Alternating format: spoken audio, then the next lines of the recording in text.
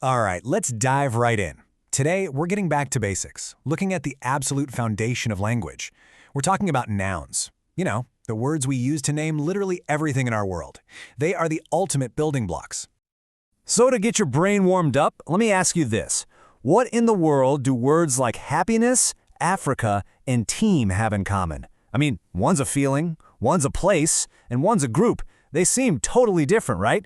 Well, they share a fundamental secret, and by the end of this, you'll know exactly what it is. So let's start with the absolute foundation. Before we can get into all the cool different types, we gotta answer the most important question of all. What even is a noun? At its heart, it's actually super simple. A noun is just a name. It's the label we put on a person, a place, or a thing. It's the who or the what of pretty much any sentence you can think of. Take a really simple sentence, like this one. What are the things we're talking about here? Well, we've got a bird and we've got an apple. Boom! Both are nouns. They're the objects that the whole story is about. And just so you know where all this is coming from, here's our source.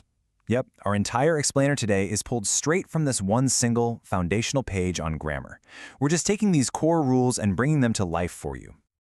Okay, but here's where it gets interesting, because not all nouns are the same. The first big difference we need to talk about is the general versus the specific. And that brings us to common and proper nouns. Let's think about it with this question. What's the real difference between saying the word dog and saying the name James? One is a general category, right? And the other points to one specific, unique individual. And that little difference is everything. And this chart lays it all out. A common noun is your general, everyday term, like dog, city, or day. But a proper noun gives that thing a specific name, like James, Africa, or Friday. And you know the dead giveaway for a proper noun? It always gets a capital letter. Just look at these. They're all categories, not specific things. Dog could mean any dog in the world. Tree could be any tree on the planet. They're the generic labels we use every day. But these are specific. They're like pins on a map. We're not talking about just any guy. We're talking about James. Not just any continent, but Africa. They're unique, and that's why they earn that capital letter.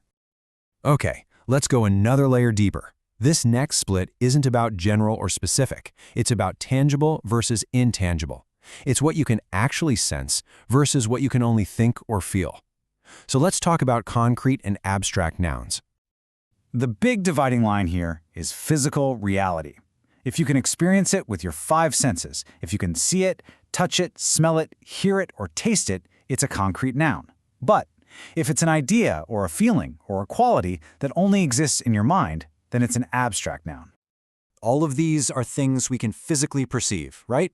You can hold a pencil, you can taste a banana, you can feel the rain on your skin and hear a tune with your ears. They exist in the physical world with us. But now think about these. You can't physically touch danger. You can only touch the things that cause it. You can't hold happiness in your hand or smell friendship. These are powerful, powerful concepts, but they exist entirely inside our minds and hearts. That's what makes them abstract. All right, on to our last category. So what do you call it when you use one single word to talk about a whole group of individuals? Well, that's where collective nouns come into play. It's a really simple but powerful idea. It's one singular name for a group of many. Think about it. A crowd is just one word, but it's made up of lots and lots of people. A family is a single unit, but it's got multiple members. And a team is one entity, but it's made of individual players. See? One word, many parts. Okay, so now we have all of our building blocks. We've got common and proper, concrete and abstract, and collective. Let's put them all together and see how they actually work in a real sentence. Let's break this sentence down. Okay, team, that's our word for a group, so that's a collective noun. Happiness, that's a feeling, something you can't touch, so that's our abstract noun. James and Africa, they're specific, they're capitalized. Those are our proper nouns. And bird, it's a general physical thing, which makes it both a common and a concrete noun. See how they all have their own special job to do? And at the end of the day, that's really what it all boils down to. From one single, tangible bird to a big team. From a specific person to a powerful feeling. Nouns are how we label and build our entire world.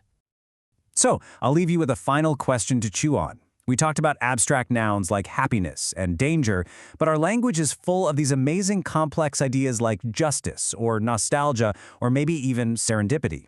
So, what's the most interesting abstract noun you can think of? It's something to ponder. Thanks for watching.